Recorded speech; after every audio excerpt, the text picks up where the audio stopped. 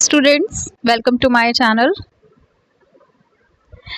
Today I am going to explain you chapter number 2, Consumer Equilibrium of Microeconomics. So first of all, we have to know the meaning of consumer and equilibrium. ठीक है? तो first of all, we will know who is consumer. Okay? तो who is consumer? तो a consumer is one who buys goods and services for satisfaction of wants. तो एक consumer वो होता है one who buys goods and services. मतलब कोई भी पर्सन जो गुड्स एंड सर्विसेज को परचेज कर रहा है फॉर सेटिस्फैक्शन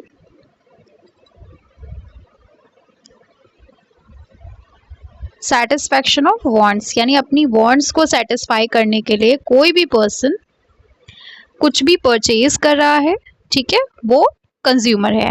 एंड कंज्यूमर जो है अपने हिसाब से परचेज करेगा, अपने ओन डिसीजन लेगा अपने वांट्स को सेटिस्फाई करने के लिए. ठीक है, तो मेन इसमें एक इम्पॉर्टेंट पॉइंट आता है कि मेन ऑब्जेक्टिव क्या है. तो कंज्यूमर का मेन ऑब्जेक्टिव होता है टू सेटिस्फाई द वांट्स, यानी मेन एम उसका यही होगा कि वो वांट्स को सेटिस्फाई करता है. ठीक है, तो ये बात आपको समझ में आई. तो कंज्यूमर के बाद अब हम पढ़ेंगे इक्विलिब्रियम क्या है. इक्विलिब्रियम मीन्स है सेटिस्फैक्शन. सेटिस्फैक्शन, ठीक है.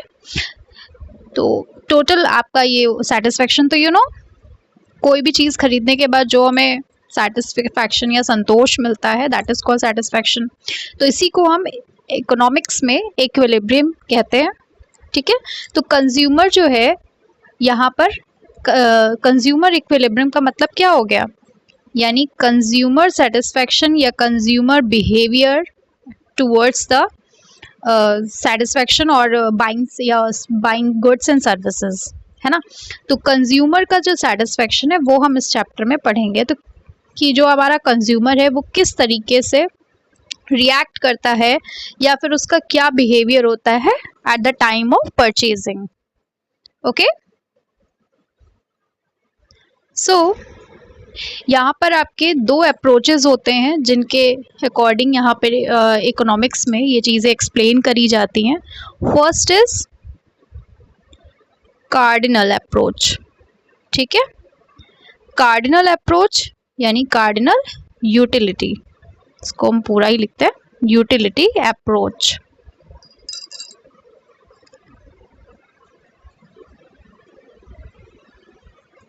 ओके, फर्स्ट ये हो गया. Second is ordinal utility approach. Okay, ये दो अप्रोचेस आप पढ़ते हैं कंज्यूमर बिहेवियर और कंज्यूमर इक्विलिब्रियम को समझने के लिए. फाइन, तो first of all we will start with cardinal utility approach. Okay,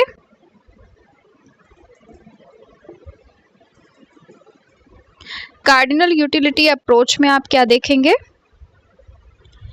कि people consume different goods and services in order to maximize their satisfaction level. यानी जो लोग हैं वो डिफरेंट तरह के गुड्स एंड सर्विसेज को परचेज करते हैं अपने सेटिस्फेक्शन लेवल को बढ़ाने के लिए. तो ये ज़रूरी हो जाता है कि हम सेटिस्फेक्शन को किसी यूनिट में मेज़र करें. बिल्कुल सही है. यानी अगर हमने मान लीजिए 10 रुपीज़ की चॉकलेट खरीदी है, ठीक, या 10 रुपीज़ की कोई ईटेबल थिंग खरीदी है, तो उसमें हमें कितना सेटिस्फेक्शन मिला. तो आप कहेंगे बहुत मिला, कुछ कहेंगे कि थोड़ा मिला, बट कितना मिला उसको, क्या हम इसको किसी यूनिट में मेज़र कर सकते हैं? बिल्कुल कर सकते हैं. कार्डिनल यूटिलिटी हमको यही बताती है कि हम इस सेटिस्फेक्शन को किस तरीके से मेज़र करते हैं. ओके, देखिए यहाँ पे, तो अब सबसे पहले आपको समझना होगा कि यहाँ पर जो वर्ड आया है, दैट इज यूटिलिटी। तो ये यूटिलिटी क्या है? तो कॉन्सेप्ट ऑफ यूटिलिटी ये कहता है कि यहाँ पर एक एग्जाम्पल से आप समझिए, जैसे आपने कोई एक आइसक्रीम खाई या कोई चॉकलेट खाई, तो आप इसको सेटिस्फेक्शन को नहीं बता सकते कि आपने कितना सेटिस्फेक्शन गेन किया है, ठीक है। तो इसको डिफ़िकल्ट है कि हाउ मच में आप इसको आंसर नहीं कर सकते, हाउ मच में आंसर करना पॉसिबल नहीं है कि हमें कितना सेटिस्फेक्शन इससे मिल रहा है। लेकिन जब हम इसकी यूटिलिटी की बात करते हैं, यूटिलिटी को हिंदी में कहते हैं उपयोगिता, ठीक है। यूटिलिटी का मतलब क्या होता है? उपयोगिता, यानी utility refer to wants satisfying power of a community. यानी यूटिलिटी क्या है? यूटिलिटी है वांट सेटिस्फाइंग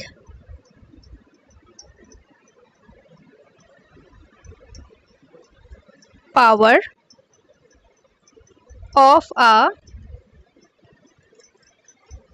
कमोडिटी। यानी कोई भी कमोडिटी, कोई भी चीज़ खरीदने या उसको यूज़ करने से जो भी हमें सेटिस्फेक्शन मिलता है, उसे हम क्या कहते हैं? यूटिलिटी कहते हैं, यानी कि वांट सेटिस्फाइंग पावर कहते हैं। ओके, अब हम यूटिलिटी को कैसे मेज़र करते हैं? तो हम इसका जो यूनिट है, इसको हम बोलते हैं यूटिल्स।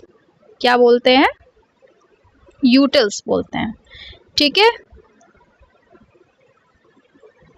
यूटिल्स में इसको हम मेज़र करते हैं। तो अब अगर आपसे कोई पूछे कि आप सेटिस्फेक्शन को या फिर यूटिलिटी को मेज़र कैसे करेंगे? यूटिल्स में करेंगे, ओके। तो यूटिल्स कुछ भी नहीं है, that is an imaginary and psychological unit which are used to measure satisfaction obtained from consumption of a certain quantity of a commodity, okay।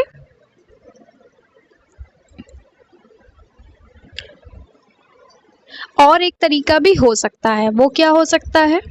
एक और तरीका, या तो आप यूटिल्स में नापें उसको, कि जैसे आपने बताया कि 10 रुपीज़ की चॉकलेट से हमको, जैसे हम लोग नहीं मूवीज़ में स्टार्स देते हैं, ठीक है, इस तरीके से स्टार्स देते हैं कि 5 में से हमने 3 दिए, 2 दिए, 5 पूरे दिए। इसी तरीके से आप यूटिल्स बता सकते हैं कि 10 में हमने मान लीजिए 5 यूटिल्स दे दिया, ठीक है। तो ये सेटिस्फेक्शन आपने बोल दिया। अब इसका एक और तरीका भी हो सकता है, यानी 1 यूटिल, हम मान लेते हैं कि 1 यूटिल जो है, 1 यूटिल जो है वो बराबर है किसके? 1 रुपए के, 1 रुपीज़ के बराबर है, ठीक है। तो हम कह सकते हैं कि 20 रुपीज़ की जो भी कोई चीज़ है, तो उसमें कितने यूटिल्स होंगे? 20 यूटिल्स होंगे, ठीक है। और इन 20 यूटिल्स में हम बता सकते हैं कि उसको हमने मान लीजिए चॉकलेट खाई, उसके बाद हम बता सकते हैं कि उससे हमें कितना सेटिस्फेक्शन मिला है, ठीक है। चलिए आगे बढ़ते हैं। आपको यूटिलिटी समझ में आ गई? तो आज हमने अभी आपको क्या समझाया, थोड़ा सा रिकॉल कर सकते हैं। कंज्यूमर पढ़ा, क्या होता है? हमने इक्विलिब्रियम पढ़ा, ठीक है। इसके बाद हमने पढ़ा कि यूटिलिटी क्या होती है, और फिर हमने पढ़ा यूटिल्स के बारे में, ठीक है। ये 4 चीज़ें अभी हम लोगों ने कवर करी हैं। नेक्स्ट टॉपिक आता है आपका टोटल यूटिलिटी क्या होती है।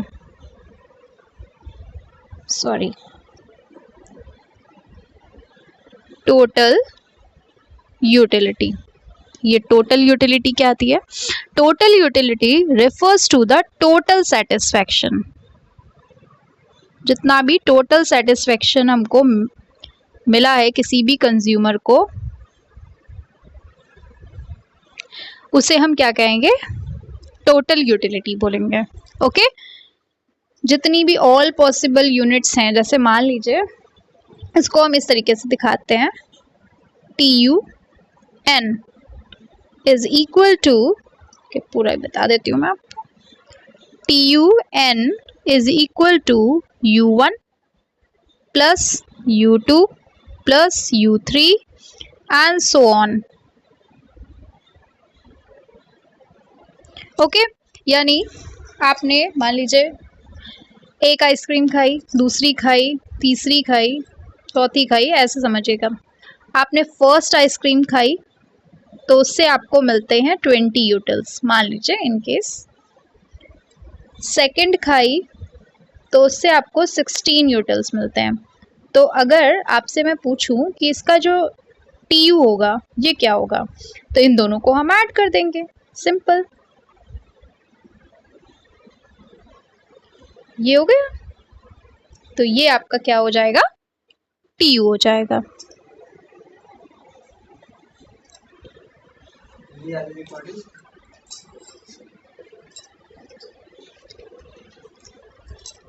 नेक्स्ट टॉपिक आपका है मार्जिनल यूटिलिटी, जिसको हम शॉर्टकट में MU भी कहते हैं। ओके, MU क्या कहता है? Marginal utility is the additional utility derived from the consumption of one more unit of the given community। Means हर एक एक्स्ट्रा यूनिट हम जब भी कंज्यूम कर रहे हैं तो उससे होने वाली एडिशनल यूनिट, ठीक है। जैसे आपने यहाँ पर देखा, मान लीजिए यहाँ पे एक एग्जाम्पल से देखते हैं, ठीक है। ये आपकी कोई भी कम्युनिटी होगी, मान लीजिए X है, यहाँ पर MU और यहाँ पर हम TU की बात करते हैं, ठीक है। MU मार्जिनल यूटिलिटी, जैसे मान लीजिए यहाँ पर ये दिया हुआ है, मान लीजिए 20, ये दिया है 36, ये दिया है 46, ये दिया है 50, ये दिया है 50, ये दिया है 44। अच्छा, आप ये बताइए यहाँ पर TU जो है वो लगातार आपको डिक्रीज होते हुए दिख रहा है, ऐसा क्यों हो रहा है? क्योंकि होता क्या है, जैसे ही आप फर्स्ट कोई भी चीज़ खाते हैं तो एक टाइम पे आपको बहुत अच्छा लगेगा, फिर आप नेक्स्ट खाओगे तो और आपको थोड़ा कम अच्छा लगेगा, फिर तीसरा खाओगे तो कम सेटिस्फेक्शन मिलेगा, और एक ऐसा पॉइंट आएगा जहाँ पर आपका जो सेटिस्फेक्शन लेवल है वो कम होता जाएगा, ठीक है। और हो सकता है आगे चल करके माइनस में भी चला जाए, ठीक है। तो TU आपका डिक्रीज होता जाता है, और MU निकालने के लिए एक फॉर्मूला है आपका,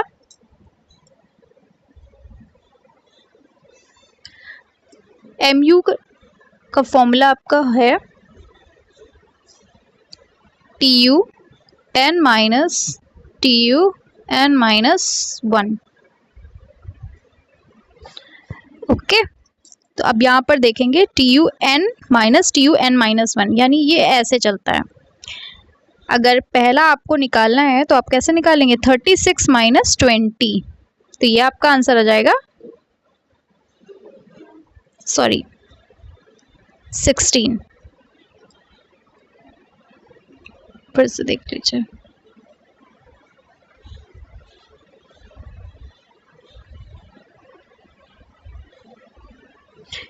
ये 20 है, 36, 46, 50, 50, 44। ओके, अब यहाँ पे ध्यान से देखिएगा, पहला वाला जो है TUN ये है, N माइनस 1 यहाँ ऊपर तो कुछ भी नहीं है, तो यहाँ पर MU क्या जाएगा 20। इसके केस में ये ऐसे माइनस करेंगे, 36 माइनस 20 इज इक्वल टू 16, ठीक। फिर माइनस करेंगे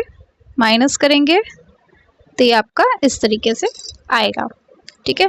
फॉर्मूला वही है, MUN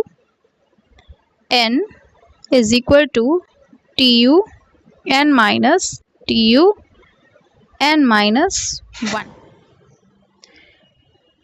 आप यहाँ से भी TU और MU को प्रॉपर्ली समझ सकते हैं। देखिए कैसे, ये मैंने दो ग्राफ बनाए हैं, एक TU को रिप्रेजेंट कर रहा है और दूसरा MU को रिप्रेजेंट कर रहा है, ठीक है। तो जैसे टेबल में अभी हमने आपको MU और TU निकाल के दिखाया था, तो अगर हम इसको वैसे ही लेते हैं तो ये कुछ ऐसे बनेगा। आपका जो TU है ये कुछ इस तरीके से जाएगा, ऐसे, ठीक है। ये पहले तो इंक्रीज होता है TU, उसके बाद धीरे धीरे नीचे आता जाता है, डिक्रीज होता जाता है। ओके, MU का जो ग्राफ होता है सबसे पहले सबसे ज़्यादा होता है, यहाँ से शुरू होता है, ये सबसे पहले सबसे ज़्यादा होगा और धीरे धीरे आते हुए, ठीक है, एक पॉइंट आएगा जहाँ पे ये 0 हो जाता है। इसको हम 0 MU भी कहते हैं, ठीक है। और इससे और अगर आगे हम बढ़ाते हैं तो ये माइनस में चला जाता है, जिसको कि हम निगेटिव MU कहते हैं। ओके, ये जो -4 आपका आ रहा था, -6 आ रहा था यहाँ पर कहीं पर टेबल में, वो आपका यहाँ पर शो कर रहा है, ठीक है। तो यहाँ पर आप देख पा रहे हैं, जब हम इसको इस तरीके से मैच करेंगे, ये देखिए, तो आपका मैक्सिमम TU यहाँ पर शो होगा। मैक्स जो TU है वो यहाँ पर रहेगा, ठीक, जो कि आपका टेबल के अकॉर्डिंग 50 था। और आपका जो 0 MU है वो यहाँ पर इस जगह पर शो होगा। इसी को हम एक और चीज़ कहते हैं, पॉइंट ऑफ स्टैटिटी। पॉइंट ऑफ स्टैटिटी यानी इस पॉइंट के बाद आप कोई भी एक्स्ट्रा यूनिट कंज्यूम नहीं कर पाओगे, और इन केस आपने ऐसा किया तो आपका सेटिस्फेक्शन लेवल जो है वो माइनस में चला जाएगा, यानी निगेटिव हो जाएगा। ओके, यहाँ पर आपका ये MU जो है वो पॉजिटिव है, पॉजिटिव MU शो कर रहा है। 0 पे आपका 0 MU शो कर रहा है, और जब और नीचे आएंगे तो हम माइनस में निगेटिव MU आपका शो करेगा, ठीक है। तो अब मार्जिनल यूटिलिटी आपकी 3 टाइप्स की हो गई, आपने देखा यहाँ पर, पॉजिटिव, 0 एंड नेगेटिव। पॉजिटिव तब होगी जब टोटल यूटिलिटी इंक्रीज होती जाती है और हर एडिशनल यूनिट के साथ आपकी जो यूटिलिटी है वो बढ़ रही है, ये आपकी होगी। और 0 क्या होगी, एट अ टाइम जब आपका जो सेटिस्फेक्शन लेवल है वो एकदम स्टेटिटी पोजीशन पे आ जाता है, स्थिर हो जाता है, ठीक है। और उसके बाद अगर आपने और एडिशनल यूनिट कंज्यूम करना चाहेंगे तो वो माइनस में चला जाएगा, ठीक है।